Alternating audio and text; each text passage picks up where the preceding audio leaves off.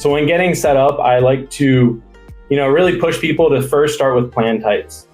Chris kind of mentioned them earlier on. And first starting with installment plans. Installment plans are the plans that you want to lead with because they have the higher terms. So they'll allow you to bring down that monthly cost and use that to, introduce financing. Next, I like them to suggest looking at those no interest, no payments. I know a lot of you like those 0% for 60 months, but as Chris mentioned, those are super expensive.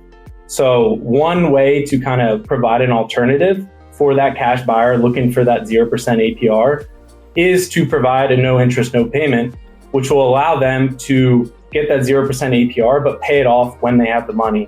And there are terms from 6, 12, 18 months that you can provide those offers for. And then finally is folding on the tiers. So with ServiceTitan financing, you can add some tiers to determine at what price point certain plans are available. So you can think about it, across those tiers, you want to offer those both plan types. But as you get to those higher ticket jobs where you have a little more margin to play with, offering better offers is, going to result in better conversion rates. And it really just comes down to, the monthly costs and those APRs that you can provide to the customers.